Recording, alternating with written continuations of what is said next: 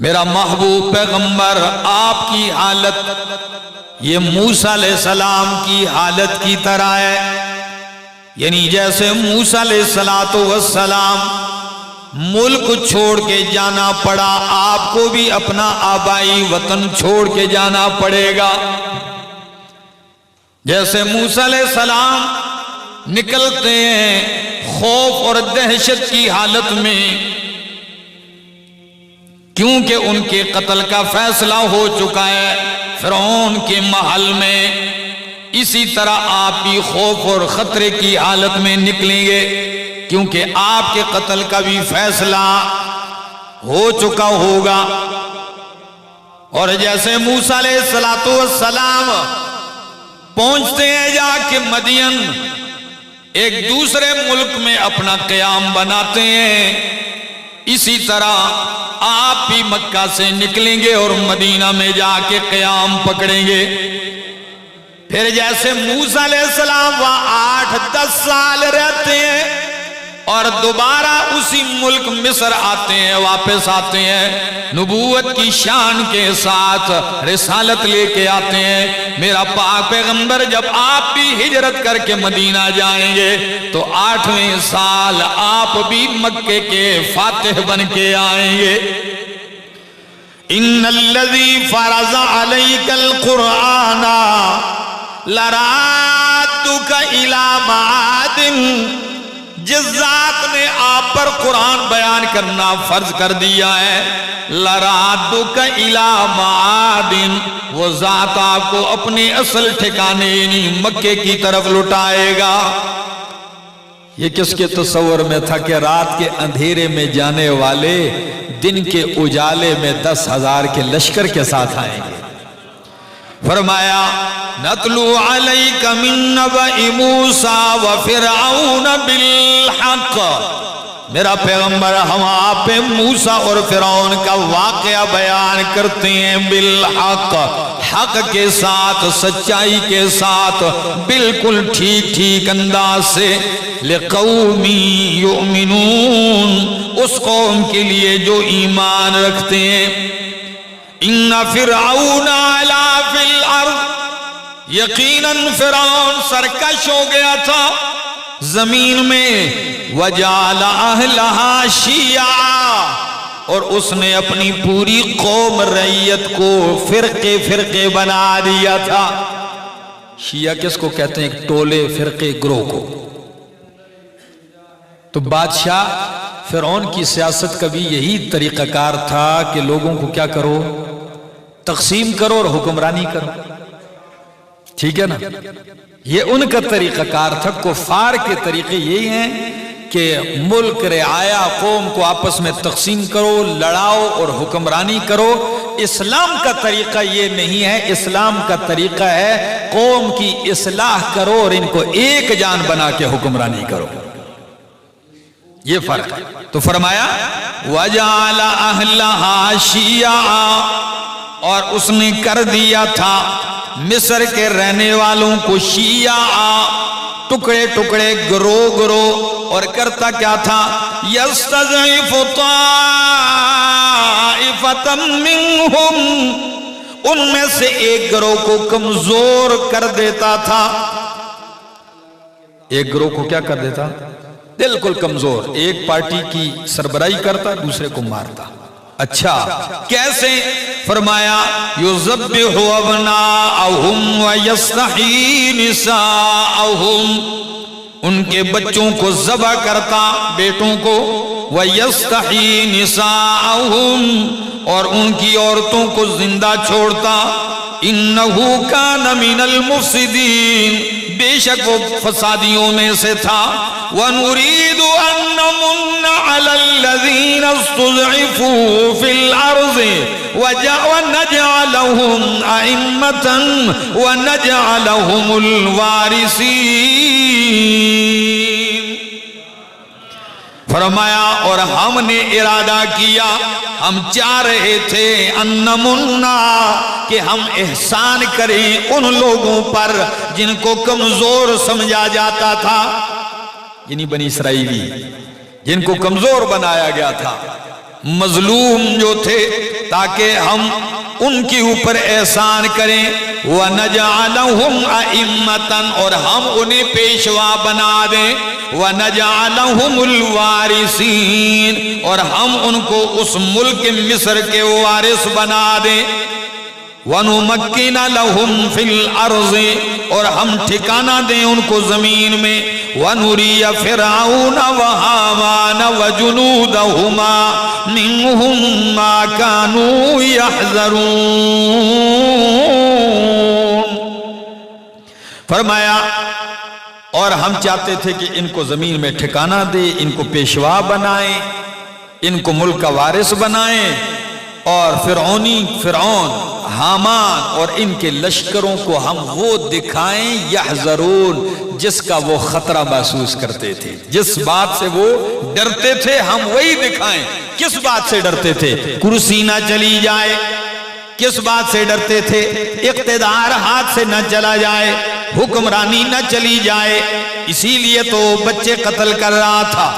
یہاں تک قرآن کریم نے اجمال بیان کیا، بالکل چند لفظوں میں اجمال، آگے قرآن تفصیل کرتا ہے آیت نمبر 7 سے۔ میں اس کی تھوڑی سی اختصار سے وضاحت کرتا ہوں۔ فرعون کو پتا چلا کہ ایک لڑکا پیدا ہوگا بنی اسرائیل میں جو میری حکومت کو تہس نہس کر دے گا۔ اب کیسے پتا چلا فرعون کو؟ مفسرین کرام نے دو باتیں ذکر کی۔ ایک یہ کہ ابراہیم علیہ السلام کی تعلیمات سے یہ بات چلتی آ رہی تھی کہ انہی بنی اسرائیل میں ایک لڑکا پیدا ہوگا، اللہ اس کے ذریعے ان کو حکمرانی دے گا اور فرعونیوں کو نیست و نابود کیا جائے گا۔ یہ تعلیمات تھی، یہ واقعات بیان ہوتے ہوتے فرعون تک پہنچ گئے۔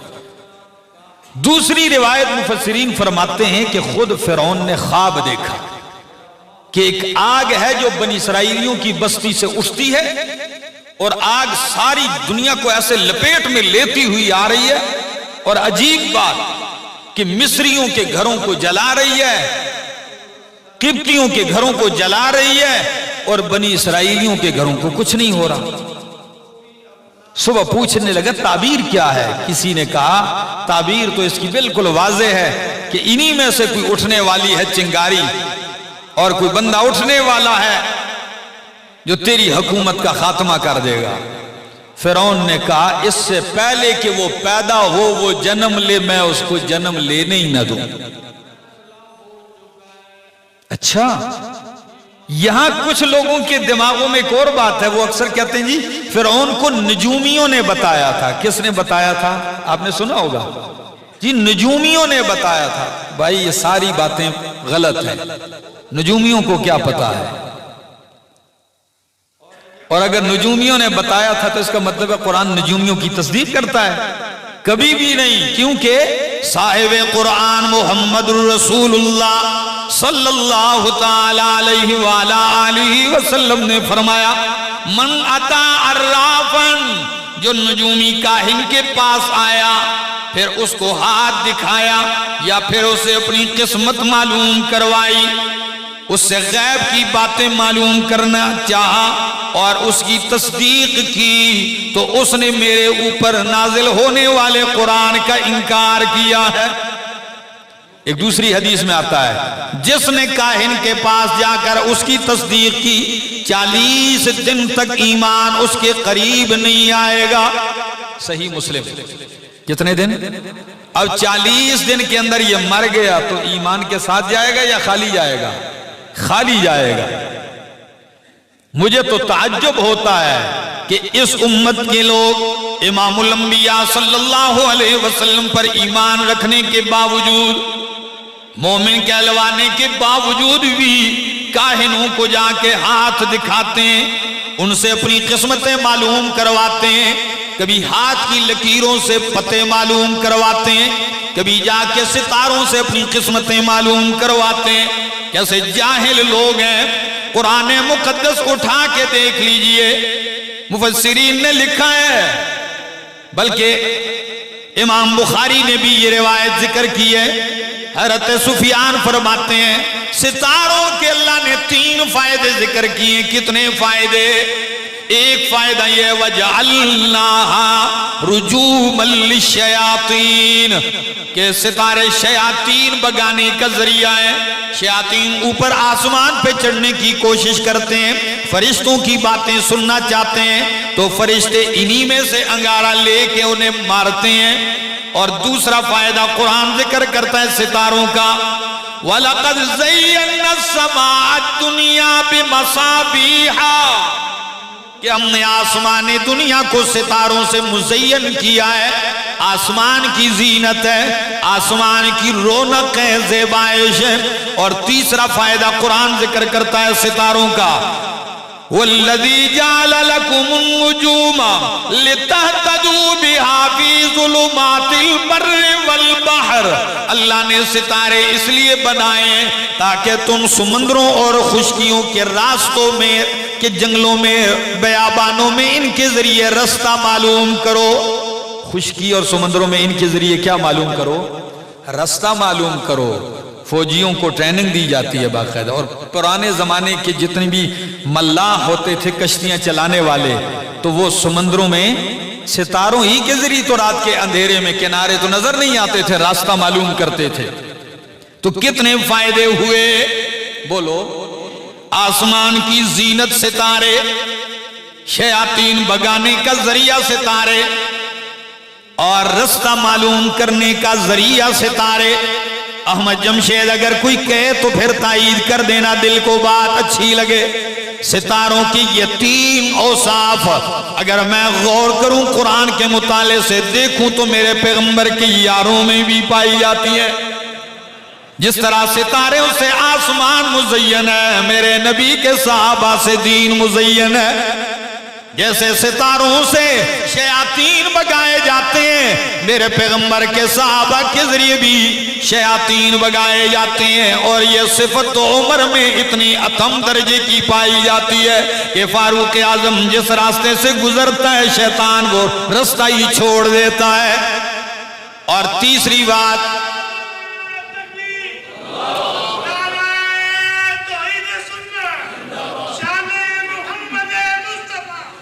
جس طرح ستاروں سے جنگل کے راستے معلوم کیے جاتے ہیں, سمندروں میں راستے معلوم کیے جاتے ہیں, اس طرح میرے نبی کے صحابہ کی اتباع میں گمراہیوں میں جنت اور ہدایت کے راستے معلوم کیے جاتے ہیں. اللہ اکبر, کیا عجیب انداز ہے. تو ستاروں کی کتنی اوصاف؟ ان 3 میں قرآن نے یہ بتایا ہے کہ ستاروں سے قسمتیں بھی معلوم ہوتی ہیں. جی ان میں قرآن نے بتایا کہ ستاروں کے ذریعے مستقبل کے حالات معلوم ہوتے ہیں. نہیں یہ جھوٹ ہے نرا. تو ستاروں کی تصدیق, اور کئی لوگ تو جا کے اچھے بھلے ہاتھ دکھاتے ہیں جی کائن صاحب کو, اور پن لیے ہوئے آپ کو قسمت کی لکیریں دکھاتا ہے جی. اوہو قسمت کی لکیر ہے, یہ زندگی دی لکیر ہے ایڈی وڈی موٹی. یہ اتوں جڑی دوئی لکیر آ گئی یہ مصیبتاں دی ہے. بندہ پریشان ہو جاتا ہے کہ جی ہون کے کراں, اب کیا ہوگا؟ نے کہا جی اب 500 روپے کا ایک نسخہ ہوگا, تعویذ لکھ کر دوں گا, لکیریں ٹھیک ہو جائیں گی. اتنا نہیں سمجھتے ہمارے لوگ. جو لوگوں کے ہاتھوں کی اور قسمتوں کی لکیریں 500 میں درست کرتا ہے وہ خود سڑک کے کنارے کیوں رسوا ہو رہا ہے؟ اس کی اپنی لکیریں کب ٹھیک ہوں گی اور کون ٹھیک کرے گا؟ لیکن مت ماری گئی ہے لوگوں کی. ریڈیو پہ پروگرام چل رہا تھا, کسی نے گیدڑ سنگھی کے فضائل بیان کیے کہ گیدڑ کے سر میں ایک چیز ہوتی ہے, گیدڑ سنگھی اس کو کہتے ہیں, گول سا ایک دانا سا ہوتا ہے, اس میں بال ہوتا ہے, اور اکثر آپ نے مداریوں کو دیکھا ہوتا ہے انہوں نے پاس بھی وہ رکھی ہوئی. یہ گیدڑ سنگھی, یہ جس کے پاس ہو اس کے یہ کام ہوتا ہے, یہ ہوتے ہیں, یہ بادشاہی ملتی ہے. پروگرام چل رہا تھا تو کسی پٹھان نے فون کر کے اس پروگرام والے کہا تیرا بیڑا غرق ہو, شرم تجھے نہیں آتی, تو لوگوں کو گمراہ کرتا ہے. گیدڑ سنگھی میں اتنے کمالات ہوتے تو گیدڑ جنگل کا بادشاہ ہوتا, چوری کے مرغے کیوں کھاتا؟ بات سمجھنے کی ہے, لوگوں کی مت ماری گئی ہے. تو کہتے ہیں فرعون کو نجومیوں میں بتا, نہیں, ہاتھ کی لکیروں میں قسمتیں نہیں, قسمتیں بتانے والا کون ہے؟ تبدیل کرنے والا کون ہے؟ شاعر کہتا ہے ہاتھ کی لکیروں پہ نہ جائے غالب، ہاتھ کی لکیروں پہ نہ جائے غالب، تقدیر ان کی بھی ہوتی ہے جن کے ہاتھ نہیں ہوتے۔ جن کے ہاتھ ہی نہیں ہوتے تو کیا ان کی تقدیر قسمتیں نہیں ہوتی؟ خیر فرعون کو پتا چلا کہ بچہ پیدا ہوگا، میری حکمرانی خطرے میں ہے، آرڈر جاری کر دیا کوئی بنی اسرائیلی کہ ہاں بچہ پیدا ہو قتل کر دیا جائے۔ عورتیں گشت کر رہی ہیں گھروں میں، ہر گھر جا کے ڈیوٹی ہے، بچہ پیدا ہوا ہے کہ نہیں قطرے پلاواں، ہر گھر میں جا رہے، ڈیوٹی لگی ہوئی ہے، ہر گھر جا رہی ہیں عورتیں، اور جہاں بچہ پیدا ہوتا ہے قتل کر دیا جاتا ہے۔ امام راضی نے لکھا ہے 96,000 بچے قتل کیے اس بدبخت نے۔ میں تو کہتا ہوں سب سے بڑی منصوبہ بندی کس نے کروائی تھی؟ کہ پیدا ہی نہ ہو، اتنی بڑی منصوبہ بندی کہ بچہ جنم ہی نہ دے، اور جو ہو گیا اسے بھی ختم کر دیا جائے۔ خیر پروگرام چل رہا ہے، اس کا چل رہا ہے۔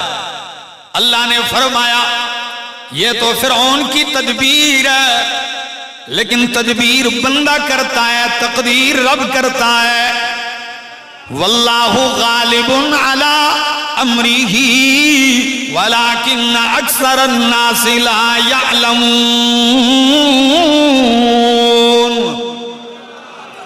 لوگ تدبیریں کرتے ہیں، تقدیر غالب آ جاتی ہے۔ اللہ اکبر، تقدیر بھی ہنس رہی ہے کہ تو کیا کر رہا ہے، لیکن قربان جاؤں اللہ کے کلیم اسی دورانیوں میں پیدا ہوتے ہیں۔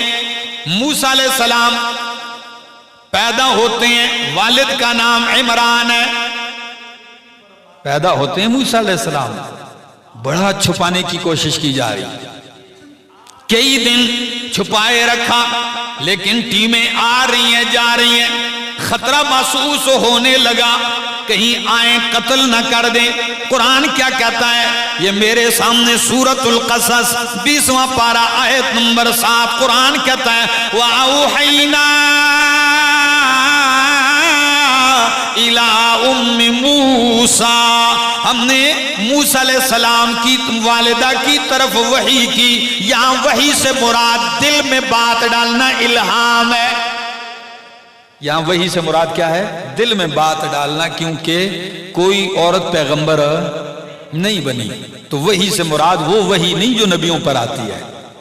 اب آپ کہیں گے یا آپ نے کہاں کہہ دی؟ او بھائی قرآن سورہ نحل میں کہتا ہے وَأَوْحَى رَبُّكَ إِلَى النَّحْلِ، تیرے رب نے شہد کی مکھیوں کی طرف وحی کر دیا، تو شہد کی مکھیوں کی اوپر بھی ویسے ہی وحی آئی جو نبیوں پر آتی ہے؟ نہیں، ان کی فطرت میں اللہ نے ڈال دیا ہے کہ تو جا پھولوں پہ بیٹھ، چھپر پہ گھر بنا، درختوں پہ بنا، چھتوں پہ بنا، اور جا کے رس چوستی جا اور شہد بناتی جا۔ تو ادھر فطرت میں ڈالنا اور ادھر الہام، پختہ بات دل میں ڈال دی۔ تو قرآن کیا کہتا ہے وَأَوْحَيْنَا إِلَىٰ أُمِّ مُوسَىٰ، ہم نے الہام کیا، دل میں ڈالی موسیٰ علیہ السلام کی والدہ کے یہ بات۔ کیا بات؟ أَنْ أَرْضِعِيهِ، کہ موسیٰ علیہ السلام کو دودھ پلا، فَإِذَا خِفْتِ عَلَيْهِ، پس جب تو اس پہ خوف کھانے لگے، قتل ہونے کا ڈر محسوس کرنے لگے، تو فَأَلْقِيهِ فِي الْيَمِّ، سمندر میں ڈال دے، اسے دریا میں ڈال دے، وَلَا تَخَافِي وَلَا تَحْزَنِي، لیکن خوف بھی نہ کر، غم بھی نہ کر، إِنَّا رَادُّوهُ إِلَيْكِ، بے شک ہم موسیٰ کو واپس تیرے پاس لٹائیں گے، اور صرف لٹائیں گے ہی نہیں، وَجَاعِلُوهُ مِنَ الْمُرْسَلِينَ، ہم اسے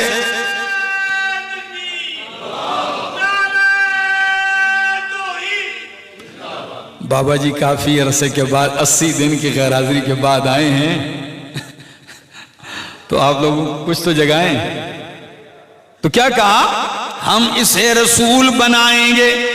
چنانچہ ام موسیٰ، حضرت موسیٰ علیہ السلام کی والدہ ماجدہ صندوق بناتی ہیں تابوت کی طرح جس میں پانی اندر نہیں جا سکتا. موسیٰ علیہ السلام کو بیچ میں لٹایا. پتا ہے کتنا خوبصورت بچہ ہوگا, کلیم اللہ تھے نا. لٹایا, پیک کیا. یہ ماں کا جگرا ہے. اور قرآن نے صاف لفظوں میں کہا, ایک لفظ آگے ادھر میں ذکر کرتا ہوں, قرآن آگے کہتا ہے وَأَصْبَحَ فُؤَادُ مُوسَىٰ فَارِغًا. موسیٰ علیہ السلام کی والدہ کی دل کی یہ حالت تھی کہ ہو گیا موسیٰ علیہ السلام کی والدہ کا دل فارغاً. امام قرطبی معنی کرتے ہیں فارغاً اے خالیاً من کل شیء الا موسیٰ, یعنی موسیٰ کی ماں کا دل ہر چیز سے خالی ہو گیا سوائے موسیٰ سے. ہر چیز بلا بیٹھی, صرف دل میں اب کون رہ گیا؟ موسیٰ ہی موسیٰ ہے. کیا کروں گی اس بچے کا. ڈال دیا اور فرمایا قریب تھا کہ یہ راز ظاہر کر دیتی, واویلا کر دیتی, لیکن اللہ نے دل پہ کیا ڈالا؟ پٹی لگائی, مضبوط کیا دل کو. میں آ رہا ہوں تفصیل کی طرف. خیر